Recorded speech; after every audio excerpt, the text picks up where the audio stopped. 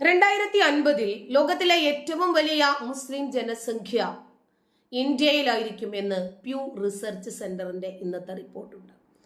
2050 ആകുമ്പോഴേക്കും ഇന്ത്യ ഇന്തോനേഷ്യയെ മറികടക്കും. അങ്ങനെ ഏറ്റവും കൂടുതൽ മുസ്ലിം ജനസംഖ്യയുള്ള രാജ്യമായി മാറും. മുസ്ലിങ്ങളുടെ എണ്ണം 31 കോടിയായി തീരും എന്നാണ് റിപ്പോർട്ട്. ഇത് ആഗോള മുസ്ലിം ജനസംഖ്യയുടെ ഏകദേശം 11%. അതോടുകൂടി ലോകത്തിലെ ഏറ്റവും വലിയ മുസ്ലിം ജനസംഖ്യയുള്ള രാജ്യമായി ഇന്ത്യ മാറും. ഉയർന്ന ഫെർട്ടിലിറ്റി നിരക്ക് കാരണം ഇന്ത്യയിലെ മുസ്ലിം ജനസംഖ്യ അതിവേഗം വളരും എന്നാണ് റിപ്പോർട്ടിൽ പറയുന്നത്. ഇന്ത്യയിലെ മുസ്ലിം ജനസംഖ്യ ഹിന്ദുക്കളെക്കാൾ വേഗത്തിൽ വളരുമെന്നും പ്രതീക്ഷിക്കുന്നുണ്ട്. പ്രധാനമായും അവരുടെ ശരാശരി പ്രായം കുറവും ഉയർന്ന ജനന നിരക്കും ഇതിന് കാരണമാണ്. ഇന്ത്യയിലെ മുസ്ലിം ജനസംഖ്യ 2010 14.4%. 2050 അതിന് 18.4% ഉയരും എന്നാണ് പ്യൂ റിസർച്ചിന്റെ കണക്ക്. 2050 കണക്കാണ് ഇപ്പോൾ പുറത്തു വന്നിരിക്കുന്നത്. ഇന്ത്യയില് 2060 ആകുമ്പോഴേക്കും ക്രിസ്ത്യാനികളുടെ ജനസംഖ്യ 34% വർദ്ധിക്കുമെന്നാണ് ഈ റിപ്പോർട്ടിലുള്ളത്. ഹിന്ദു ജനസംഖ്യ വെറും 27% ആകും എന്നാണ് പ്രവചനം. ഇത് ആഗോള ജനസംഖ്യ വളർച്ച ശരാശരിയേക്കാൾ കുറവായിരിക്കുമെന്നും ചൂണ്ടിക്കാണിക്കുന്നുണ്ട്. നിലവിൽ ലോക ജനസംഖ്യയുടെ 34%, 15% ക്രിസ്ത്യാനികളും ഹിന്ദുക്കളും ഉള്ളത്. ലോകത്തിലെ ഏറ്റവും വലിയ മതമായി ഇസ്ലാം മാറും എന്നാണ് പ്യൂ റിസർച്ച് പ്രവചിക്കുന്നത്. ഇസ്ലാം ക്രിസ്തുമതത്തെ മറികടക്കുമെന്നും അടുത്ത 35 വർഷത്തിനുള്ളിൽ ആഗോള മുസ്ലിം ജനസംഖ്യ 70% വർദ്ധിച്ച് 2060 ആകുമ്പോഴേക്കും 3 ബില്യൺ കവിയുമെന്നും പ്യൂ റിസർച്ച് സെന്ററിന്റെ പുതിയ പഠനമാണ് ഇപ്പോൾ പുറത്തു വന്നിരിക്കുന്നത്. ലോകത്തിലെ ഏറ്റവും വേഗത്തിൽ വളരുന്ന മതങ്ങളെക്കുറിച്ചിട്ടുള്ള പ്യൂ റിസർച്ചിന്റെ പഠനം അനുസരിച്ച് നിലവിൽ ഭൂമിയിൽ ഏറ്റവും കൂടുതൽ ആളുകൾ പിന്തുടരുന്ന മതം ക്രിസ്തു മതമാണ്. ലോകത്തിലെ 7.3 ബില്യൺ ജനസംഖ്യയുടെ 31% ക്രിസ്തു മതമാണ്. 2ാം സ്ഥാനത്ത് ഇസ്ലാമാണ്. 3ാം സ്ഥാനത്ത് ഹിന്ദു മതമാണ്. എന്നാൽ അടുത്ത 3.5 പതിറ്റാണ്ടിനുള്ളിൽ മുസ്ലിം ജനസംഖ്യയിൽ ഗണ്യമായിട്ടുള്ള വർധനവ് പ്രതീക്ഷിക്കുന്നെന്നും റിപ്പോർട്ട് വ്യക്തമാക്കുന്നു. ആഗോളതലത്തിൽ ഇസ്ലാം പ്രബല വിശ്വാസമായി മാറും എന്നാണ് റിപ്പോർട്ട് പ്രവചിക്കുന്നത്. പ്യൂ റിസർച്ച് പ്രകാരം നിലവിൽ ലോകത്തെ ഏറ്റവും വേഗത്തിൽ വളരുന്ന മതമാണ് ഇസ്ലാം. ഈ പ്രവണത അതിന്റെ മുകളിലേക്കുള്ള വളർച്ച തുടരുമെന്നാണ് പറയുന്നത്. 2060 ആകുമ്പോഴേക്കും മുസ്ലിങ്ങൾ ലോകത്തിലെ ഏറ്റവും വലിയ മതവിഭാഗമായി മാറും. മുസ്ലിങ്ങളുടെ ആധിപത്യം കുതിച്ചുയരുന്നതിന് 3 പ്രധാനപ്പെട്ട കാരണങ്ങളാണ് ഈ പഠനം ചൂണ്ടിക്കാണിക്കുന്നത്. യുവജനസംഖ്യ, ഉയർന്ന ജനന നിരക്ക്, മതപരിവർത്തനം. ഈ പഠനം അനുസരിച്ച് 2060 ആകുമ്പോഴേക്കും ആഗോള ജനസംഖ്യ ഏകദേശം 32% വർദ്ധിക്കുമെന്ന് പ്രതീക്ഷിക്കുന്നു. അതേസമയം മുസ്ലിം ജനസംഖ്യ 70% വരെ വർദ്ധിക്കുമെന്നാണ് കണക്ക്. ഇത് ആഗോള ശരാശരിയുടെ ഇരട്ടിയിലധികം വരുമത്രേ. പഠനമനുസരിച്ച് മുസ്ലിം ജനസംഖ്യയിലെ കുതിച്ചുചാട്ടത്തിന് കാരണമായിട്ടുള്ള വിവിധ ഘടകങ്ങളുണ്ട്. അതിലെ ചെറുപ്പക്കാരായ ജനസംഖ്യയും ഉയർന്ന ജനന നിരക്കും ഉൾപ്പെടുന്നുണ്ട്. ഇത് മതവിഭാഗങ്ങളിൽ ഏറ്റവും ഉയർന്നതാണ്. മുസ്ലിം സ്ത്രീകളുടെ ജനന നിരക്ക് 3.1 ക്രിസ്ത്യൻ സ്ത്രീകളുടെ ജനന നിരക്ക് 2.7 എന്നാണ് റിപ്പോർട്ട് വെളിപ്പെടുത്തുന്നത്. വികസ്വര രാജ്യങ്ങളിൽ മുസ്ലിങ്ങളുടെയും ക്രിസ്ത്യാനികളുടെയും ജനന നിരക്ക് വളരെ ഉയർന്നതാണ്. അതേസമയം മരണനിരക്ക് കുറവാണ്. അതുകൊണ്ട് അവരുടെ ജനസംഖ്യ അതിവേഗം വർദ്ധിച്ചുകൊണ്ടിരിക്കുകയാണ്. തന്നെയുമല്ല, സബ് സഹാറൻ ആഫ്രിക്ക പോലെയുള്ള പ്രദേശങ്ങളിൽ 2050 ആകുമ്പോഴേക്കും ഇത് 12% വർദ്ധിക്കുമെന്ന് പ്രതീക്ഷിക്കുന്നതായി റിപ്പോർട്ട് ചൂണ്ടിക്കാണിക്കുന്നു.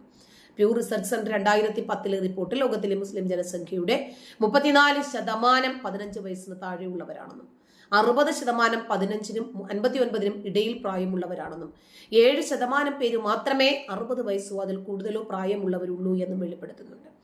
ഭൂരിഭാഗം മുസ്ലിങ്ങളും ആഫ്രിക്കയിലും അറബ് മേഖലയിലുമാണ് താമസിക്കുന്നത്. അവിടെ ആഗോള ജനസംഖ്യാ വളർച്ചാ നിരക്ക് ഏറ്റവും ഉയർന്നതായിരിക്കുമെന്നും പ്രവചിക്കപ്പെടുന്നു. എന്നാൽ എതിരഭിപ്രായം പറയുന്ന മുസ്ലിം പുരോഹിതന്മാരും ഉണ്ട് കേട്ടോ. സോഫ്റ്റ്വെയർ രംഗത്ത് ഇന്ത്യയുടെ യശസ് ഉയർത്തിയ ഒരു സ്ഥാപനമായ ഇൻഫോസിസിനെ ഇസ്ലാമിനെ തകർക്കാൻ വേണ്ടി ഫണ്ട് ചിലവഴിക്കുന്ന സ്ഥാപനം എന്ന് വിശേഷിപ്പിച്ചിരിക്കുകയാണ് ഇപ്പോൾ സുന്നി പ്രഭാഷകനായ റഹ്മത്തുള്ള കാസിമി മൂത്തേടം.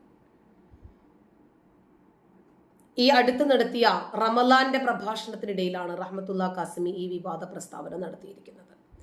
യുവ ചരിത്ര ഗവേഷകനായ മുഹമ്മദ് കൂരിയയ്ക്ക് ഇൻഫോസിസ് അവാർഡ് നൽകിയതിനെ വിമർശിച്ചുകൊണ്ടാണ് റഹ്മത്തുള്ള കാസിമി ഇൻഫോസിസിനെതിരെ തിരിഞ്ഞത്.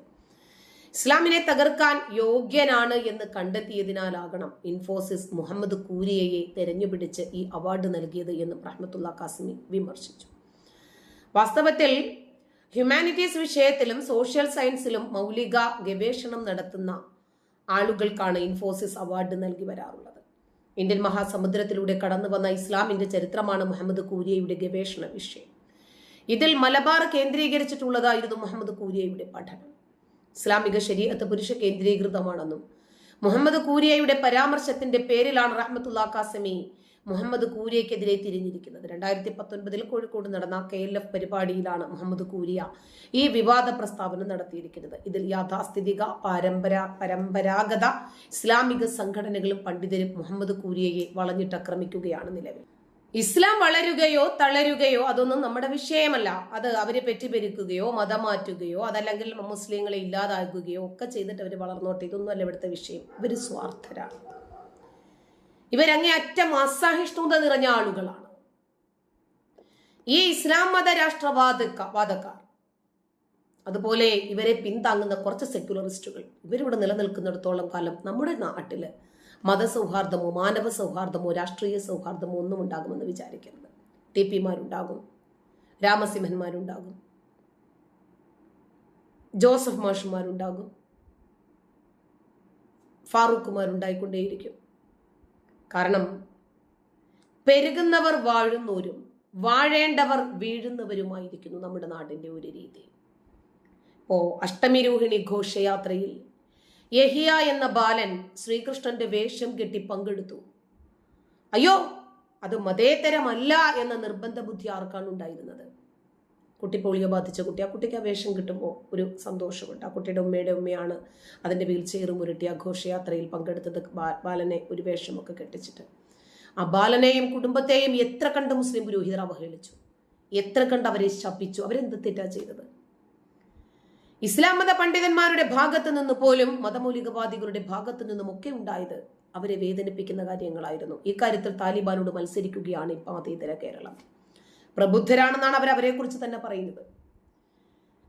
രാഷ്ട്രീയ കേരളം ഇതിനെ ചൊല്ലി പ്രതികരിച്ചില്ല.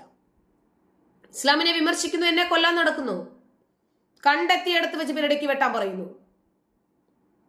ഒരുപാട് ആളുകൾ ഇത്തരം പ്രവൃത്തികളിലേക്ക് വന്നുകൊണ്ടിരിക്കുക അസഹിഷ്ണുതയോടുകൂടി.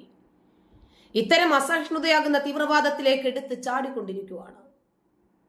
നബിദിന റാലിയിൽ ഷീന എന്ന ഹിന്ദു സ്ത്രീ മുൻകൂർ അനുവാദം മേടിച്ചിട്ട് മഴ നനഞ്ഞ് സ്ക്രിപ്റ്റ് തയ്യാറാക്കി ഒരു റാലി നയിച്ച ക്യാപ്റ്റന് ഊട്ടുമാലയിട്ട് കുഴപ്പമില്ല. ബോധപൂർവം ആ കുട്ടിയുടെ നെറ്റിൽ ചുംബിച്ചു.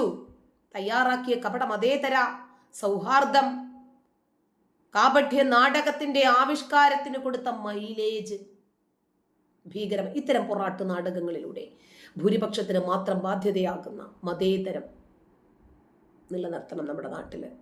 ഈ ഒരു സന്ദേശം റാലിക്ക് ശേഷം രാഷ്ട്രീയ കേരളം ഈ വിഷയത്തിൽ ഇടപെട്ട രീതിയിൽ നിന്ന് നമുക്ക് മനസ്സിലാകുന്നതാണ്.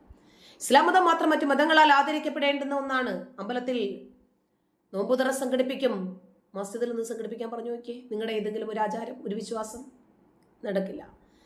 പ്രവാചകൻ എല്ലാവരാലും അംഗീകരിക്കപ്പെടേണ്ടുന്ന ഒരാളായിട്ട് ഉയർത്തിക്കൊണ്ടുവരേണ്ടത് ഇവരുടെ അനിവാര്യതയാണ്. പക്ഷേ വളരുന്നില്ല. തങ്ങളുടെ ആശയങ്ങളും വിശ്വാസങ്ങളും മാത്രമാണ് ശരിയെന്നുള്ള സ്വാർത്ഥത നിറഞ്ഞ ഇസ്ലാമിന്റെയും കമ്മ്യൂണിസത്തിന്റെയും സമീപനം നിലനിൽക്കുന്നിടത്തോളം കാലം കേരളത്തിൽ യഥാർത്ഥമായിട്ടൊരു മതസൗഹാർദ്ദവും ഉണ്ടാകില്ല, ഒരു രാഷ്ട്രീയ സൗഹാർദ്ദവും ഉണ്ടാകില്ല, ഒരു മാനവ സൗഹാർദ്ദവും ഉണ്ടാകില്ല. കാരണം ഇത് രണ്ടിന്റെയും പിന്നിൽ ഒരു സ്ക്രിപ്റ്റ് തയ്യാറാക്കിയിട്ടുള്ള ഒരുപാട് നാടകങ്ങളുണ്ട്. ഏറ്റവും വേഗത്തിൽ വളരുന്ന മതം ഇസ്ലാം അല്ല, ഇസ്ലാമാണ് എന്നാണ് ഇവർ പറയുന്നത്. പെറ്റുപെരുകുന്ന മതമാണ് ഇസ്ലാം. ഇസ്ലാമിന് അടിമപ്പെട്ട് അധപ്പതിച്ചു കൊണ്ടിരിക്കുന്ന കമ്മ്യൂണിസം. ഗണപതി മിത്താണ് എന്ന് പറഞ്ഞ ഷംസീറിന് പാർട്ടി പൂർണ്ണമായും പിന്തുണ നൽകി. തട്ടം പരാമർശം നടത്തിയ അനിൽകുമാറിനെ പാർട്ടി സെക്രട്ടറി തള്ളി പറഞ്ഞു. പാർട്ടിയിലെ ഇസ്ലാം മത വിശ്വാസികൾ ഇതിനെതിരെ പ്രതികരിക്കുകയും ചെയ്തിട്ടുണ്ട്. കോൺഗ്രസിൽ നിന്നും കമ്മ്യൂണിസ്റ്റ് പാർട്ടിയിൽ നിന്നും ഗണപതി വിഷയത്തിൽ എത്ര വിശ്വാസികളായ ജനപ്രതിനിധികളാണ് പ്രതികരിച്ച് നിങ്ങൾ കണ്ടത്? ഇസ്ലാം മത വികാരം വ്രണപ്പെട്ടു പോകും. ഹിന്ദുമത ഗ്രന്ഥങ്ങളിൽ അന്യമത വിദ്വേഷമുണ്ടോ? മറ്റു മതക്കാർ തകർന്നു പോട്ടെ എന്ന് കൂട്ടമായി പ്രാർത്ഥിക്കുന്ന പ്രാർത്ഥനകളുണ്ടോ? ദൈവത്തെ അന്വേഷിക്കുന്ന ആളുകൾ ശരി തൻ്റെതാണ് ശരി എന്ന് അടിച്ചേൽപ്പിക്കാൻ ശ്രമിക്കാറില്ല. മറ്റു മതങ്ങളെ ആത്മീയമായും ഭൗതികമായും തകർക്കാൻ ശ്രമിക്കില്ല. അതുകൊണ്ട് തന്നെ രാഷ്ട്രീയ പാർട്ടികളും മതപരിവർത്തന ആർത്തി പിടിച്ചിട്ടുള്ള മതങ്ങളും ഹിന്ദു മതത്തെയും ക്രിസ്ത്യൻ മതത്തെയും തകർക്കാൻ ശ്രമിക്കുന്നത് ചൂണ്ടിക്കാണിക്കുകയോ പ്രതിരോധിക്കുകയോ ചെയ്താലോ നമ്മൾ വർഗീയവാദിയായി സംഖ്യയായി വ്യാഖ്യാനിക്കപ്പെടും. ഇസ്ലാം മതത്തിന്റെ വിഷയം വന്നപ്പോൾ മിത്ത് വിവാദമെടുത്ത നിലപാട്, അമ്പലനടയിൽ തല്ലിക്കൊന്ന് കെട്ടിത്തൂക്കുമെന്ന് പറഞ്ഞേ വല്ല കുഴപ്പമുണ്ടായോ? ഇത് നമ്മുടെ നാട്ടിലെ മതസൗഹാർദ്ദമാണ് കേട്ടോ, ഒരു പ്രത്യേക തരം മതസൗഹാർദ്ദം.